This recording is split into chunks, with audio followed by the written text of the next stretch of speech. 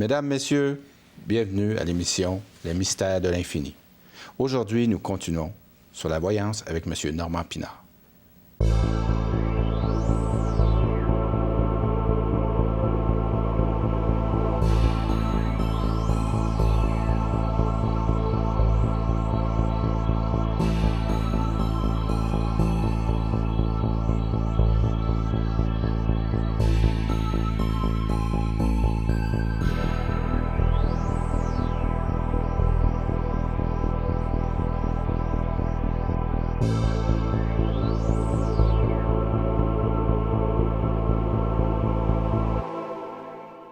Mesdames, Messieurs, aujourd'hui, nous regardons encore une fois qu'est-ce qui fait que la voyance soit un phénomène qui nous intéresse toujours et qui apporte beaucoup de choses aux gens. Et je vais demander en même temps à M. Pinard qui nous explique pourquoi c'est un sujet qui, en général, pour bien des gens, c'est un sujet tabou, farfelu pour certains. Donc, comment réagir, comment répondre à ces points de vue qui souvent peuvent avoir à certains égards de la valeur selon qui fait ou non de la voyance et comment la personne le fait et qui prétend faire de la voyance et qui n'en fait pas vraiment. Alors donc, comment vous réagissez à ces commentaires? Parce que vous devez vivre avec ça. C'est pas tout le monde qui croit. Mais c'est-à-dire qu'en Amérique, c'est des sociétés qui ont une vision matérialiste. Si on va à Bali ou si on va dans des vieux pays, ça fait partie de la culture. Au Maroc, la voyance, ça fait partie de la culture. Nous avons une vision du monde extrêmement matérialiste, avec Descartes, hein? C'est René Descartes. Ça dérange. Le paranormal, la parapsychologie dérange, ça fait extrêmement peur. Puis la raison pour laquelle ça fait peur, c'est que ça remet tout en question. La parapsychologie remet le monde en question. Tout notre monde, tout l'entendement de notre civilisation, puis particulièrement la matière.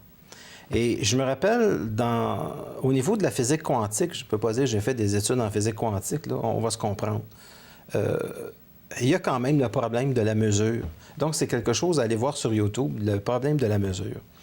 Il y a des particules que, lorsqu'on les regarde, ne se comportent pas, lorsqu'on les mesure, lorsqu'on les observe, ne se comportent pas de la même manière que lorsqu'on ne les observe pas.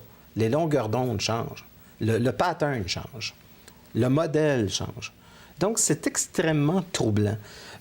Quand on parle de paranormal, je parlais de ça aussi parce que la voyance, c'est aussi relié à ça. C'est un peu comme si on disait tout ce qu'on a pensé, qu'on a cru ou qu'on croit de cet univers-là est quelque chose qui ne tient plus. Et si on regarde juste l'astrophysique, déjà de dire qu'il y a eu un Big Bang il y a environ, il y a des gens qui disent 12 milliards d'années. Moi, quand j'étais jeune, on parlait de 16 à 17 milliards d'années. Puis il y a un petit écart, là, en prenant du temps. Notre univers, moi j'ai vieilli, mais l'univers a rajeuni d'environ 7 milliards d'années. Tant mieux pour lui, l'espèce de chanceux. Alors on est passé à peu près à 12 milliards d'années. Puis il y a des choses extrêmement étranges qu'on ne connaît pas de notre univers. La première chose, c'est, premièrement, cette particule qu'on ne voit pas à l'œil nu explose et subitement apparaît notre univers. C'est-à-dire que toute la masse de l'univers, tout l'univers au complet, était dans cette particule invisible à l'œil nu. Donc, c'est sûr que pour moi, même la science la plus fondamentale m'apparaît souvent un peu farfelue. J'aimerais ça dans 30 ans, dans 40 ans, dans 50 ans. Est-ce qu'on va penser la même chose? Donc, j'ai pas de problème avec les scientifiques. J'ai des problèmes avec... j'ai pas de problème avec la science. J'en ai avec les scientifiques qui tiennent mordicus à leur manière de voir les choses. Et nous, on pense dans la planification matérialiste, dans notre système matérialiste, que si on fait des projets, que le projet que l'on a en tête, de A, B, C, D, E, F, G, qu'on va arriver là.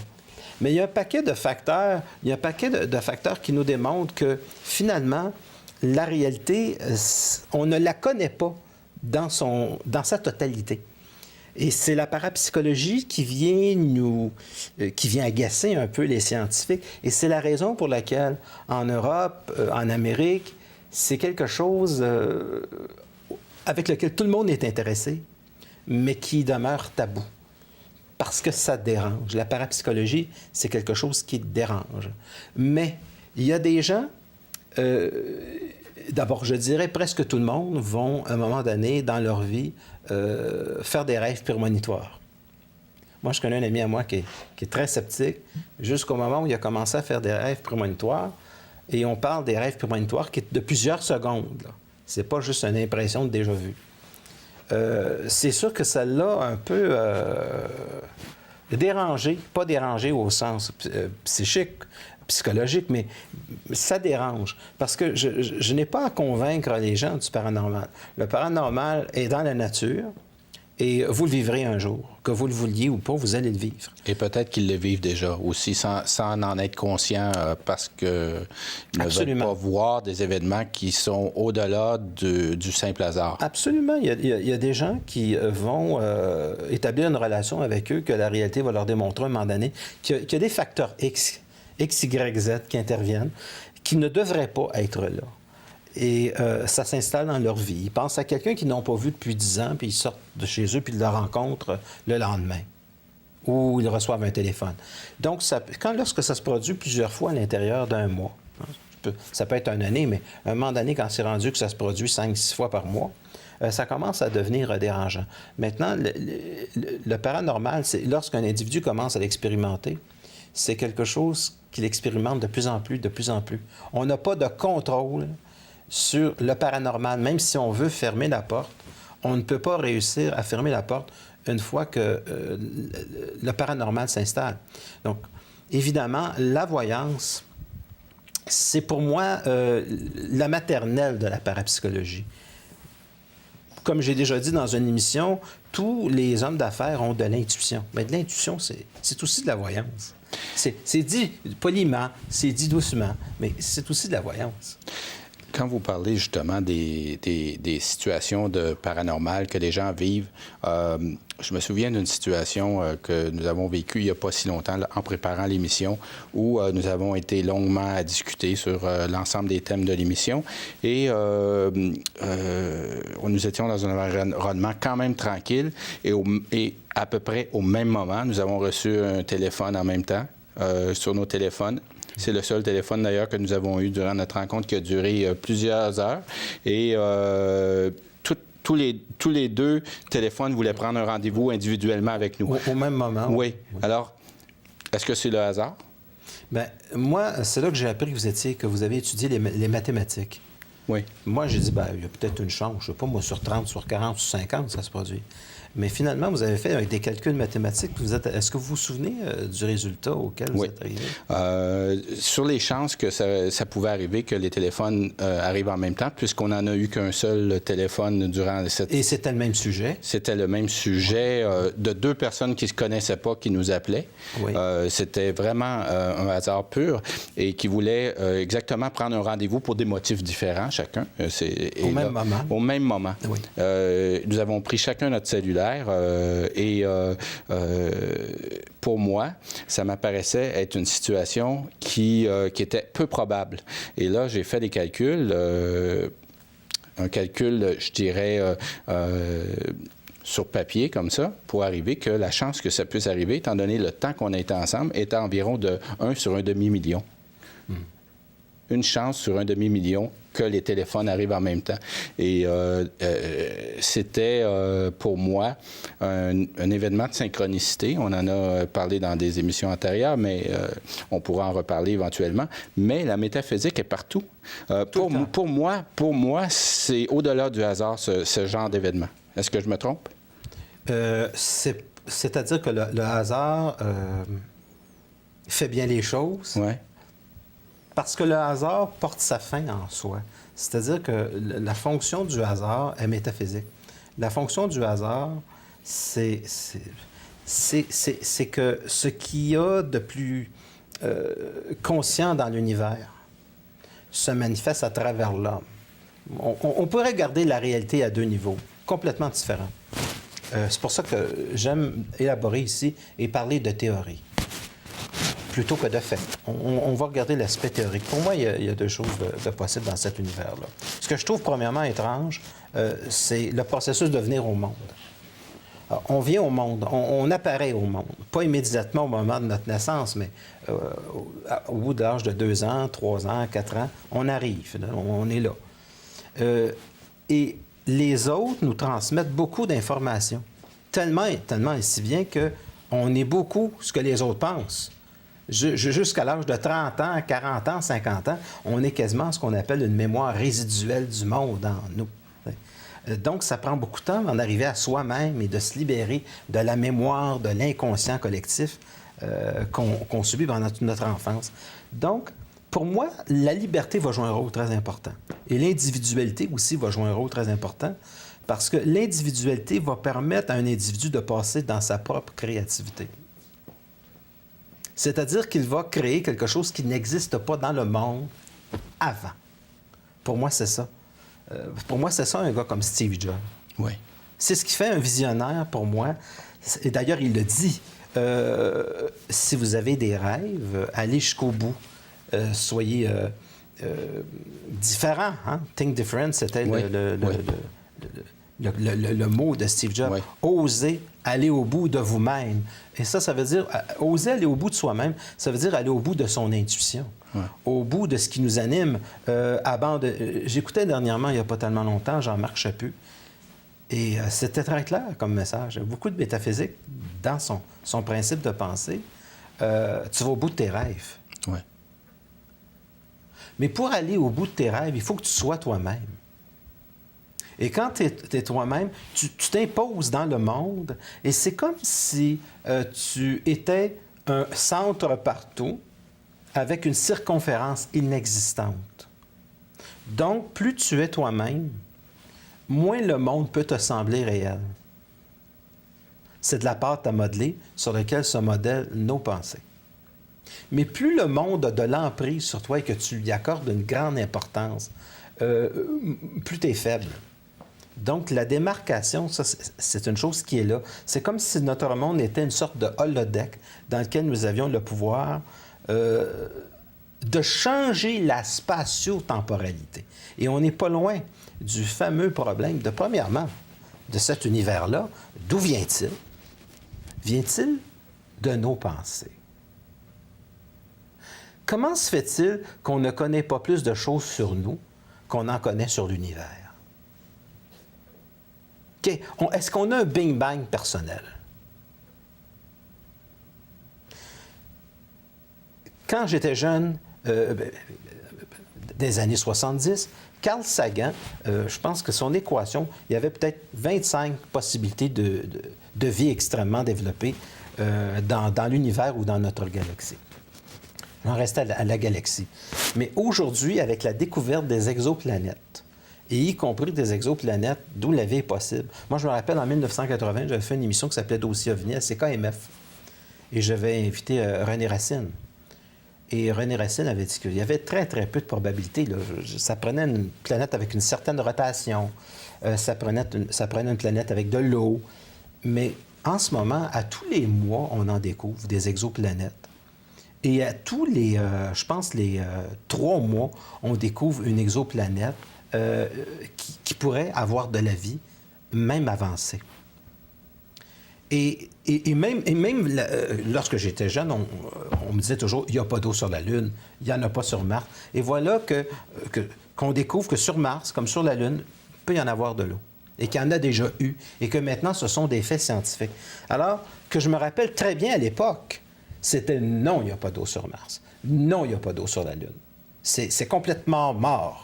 Puis c'était définitif. Puis celui qui osait déroger de ça était mis à l'index.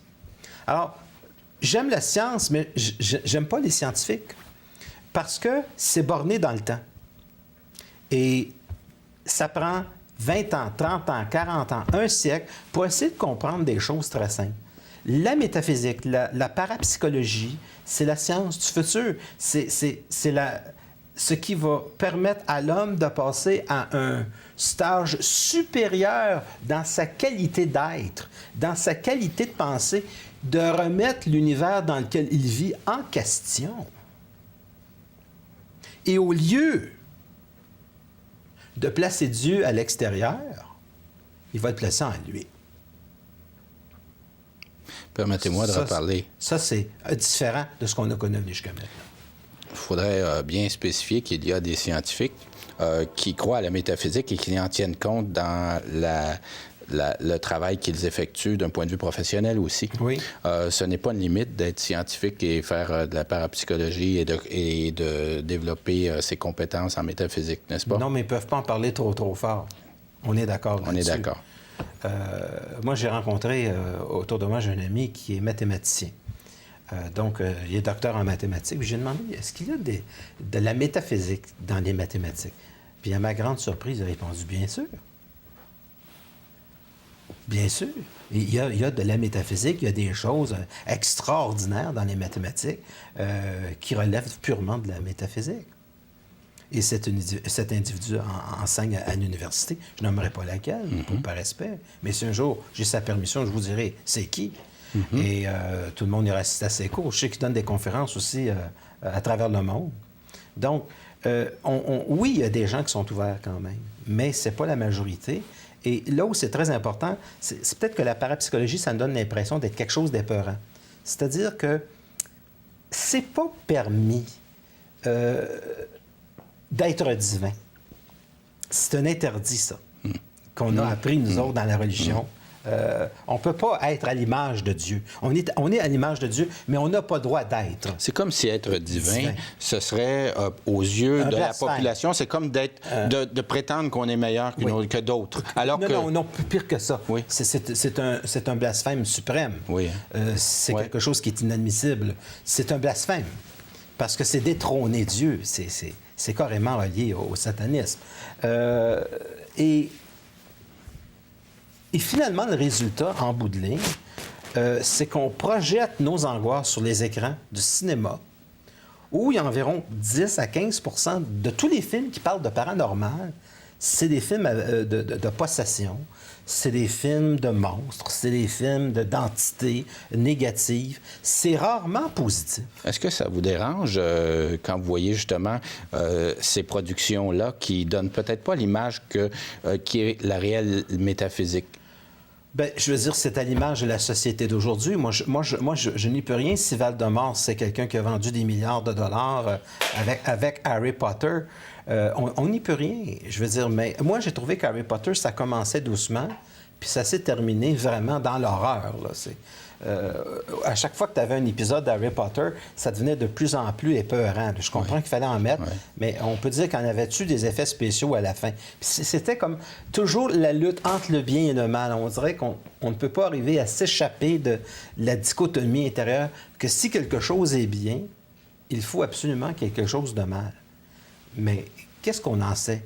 Que le mal, que les ténèbres ne servaient pas la direction de la lumière. Comment comprendre la lumière? Comment comprendre quelque chose qui est divin si on ne porte pas un petit peu d'enfer en soi? Monsieur Pinard, si vous aviez un film à produire, qu'est-ce que ressemblerait ce film si vous vouliez mettre en évidence la métaphysique et le divin de l'homme, de la femme? Vous êtes la deuxième personne en 30 ans à me poser cette question-là, parce que tout le monde me dit « Mais pourquoi tu n'écris pas un livre? » Je ne sais pas. Je ne sais pas. Je ne sais pas. Parce que mon but, c'est pas de changer le monde. C'est pas non plus de causer des chocs dans le monde. Ça, c'est pas ma fonction.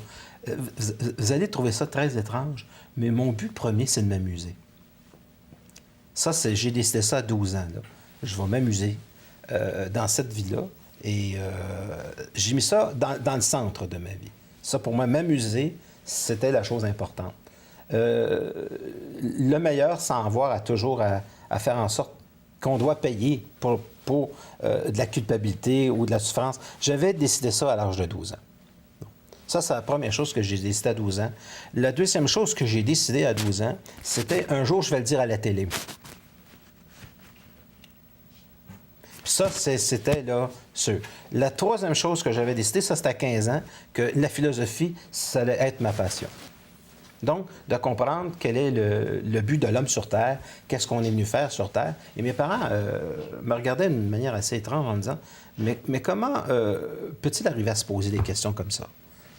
À 13, 14, 15 ans. Je voulais absolument découvrir comment fonctionne cet univers-là. Moi, je veux savoir comment fonctionne cet univers-là. J'ai des intuitions concernant cet univers-là. Et ce que je trouve de très intéressant comme deuxième hypothèse, je dis ceci, puis là, il y a des gens qui vont sursauter. Il serait possible aussi que cet univers-là soit créé par nous.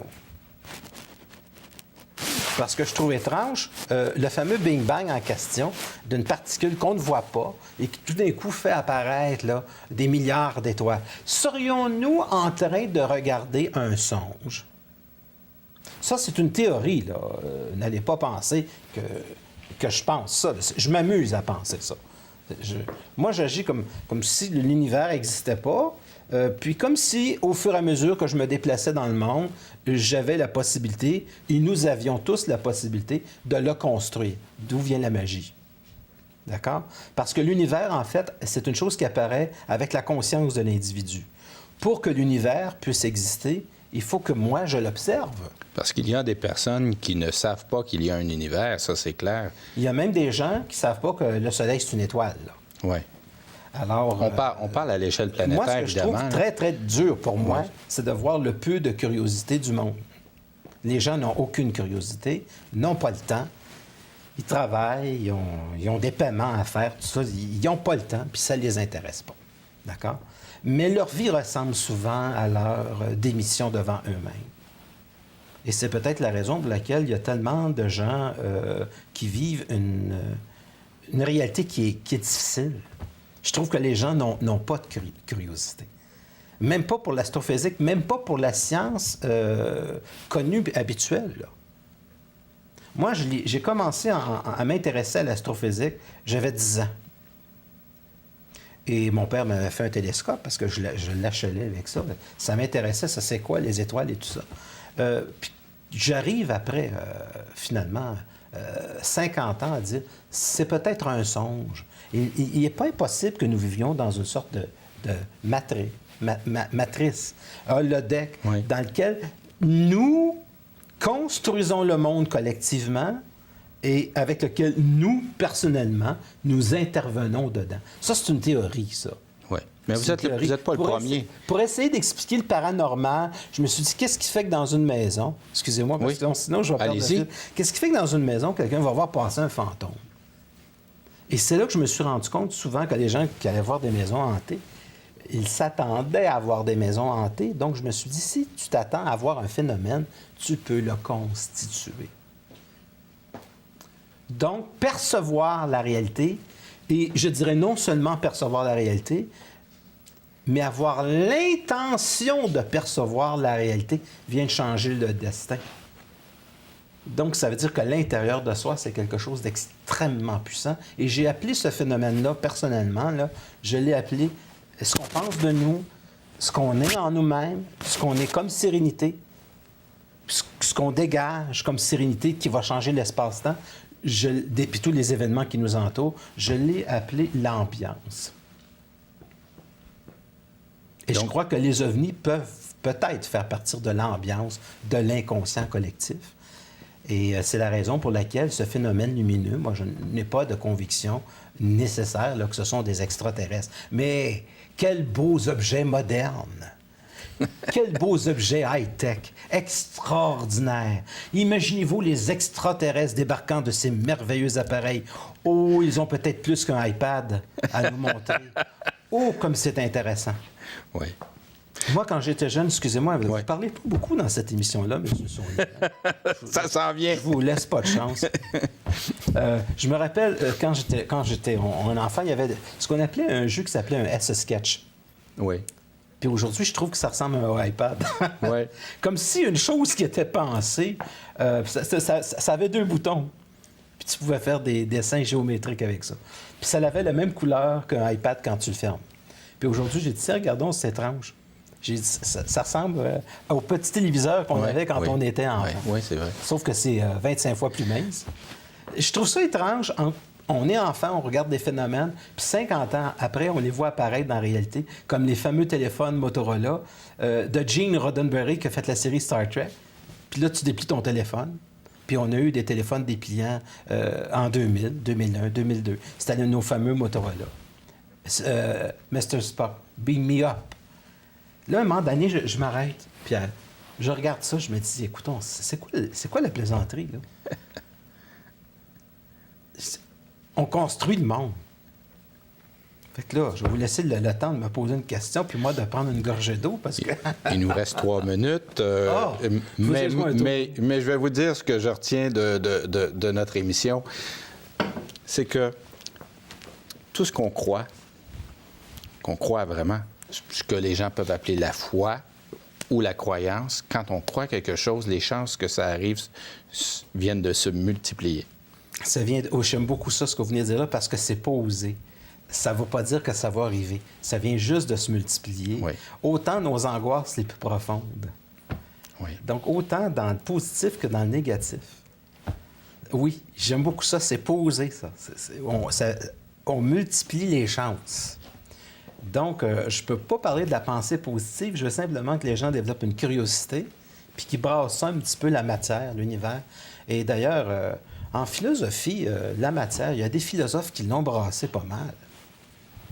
Oui. Et il y a des philosophes qui remettent ça en question beaucoup. C'est quoi cet univers? C'est quoi? Dans quoi vivons-nous? Qui sommes-nous? Donc, je pense, donc je suis, c'est beau, mais c'est pas assez. C'est je pense, donc je constitue, je crée. Monsieur Pinard, il nous reste à peine 1 minute.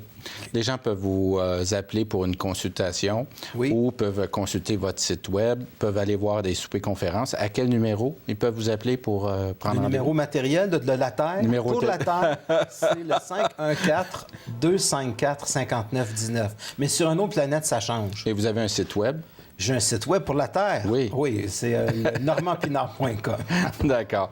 Alors, il y a aussi un numéro où vous pouvez rejoindre le studio, le studio de TVRL, la télévision de Laval. Donc, c'est le 450-973-8005 si vous avez des commentaires ou des questions. Et on compte sur vos commentaires, mesdames, messieurs, parce que on pourra répondre à certaines questions si vous nous en posez. Nous pourrons aussi réagir à vos commentaires. Et il y a aussi toutes les émissions qui sont enregistrées seront, après leur diffusion, disponibles sur YouTube. Et donc, vous pourrez les revoir. C'est très important ce que nous apporte M. Pinard. Je pense que pour absorber, on doit la réécouter quelques fois pour voir où on peut retirer pour soi-même de l'information. Merci beaucoup, mesdames, messieurs.